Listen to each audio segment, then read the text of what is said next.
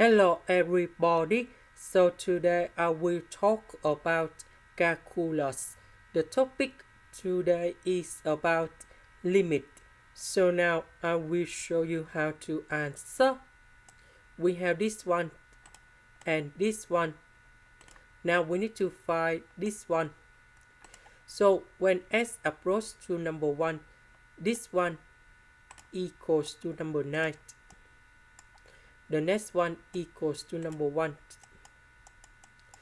9 multiplied by number 1, we have number 9. The next one, f of s, they will go to number 9.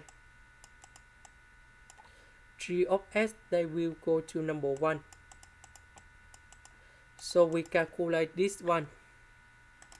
And we have 7 over 6. This is the end. Thank you for watching.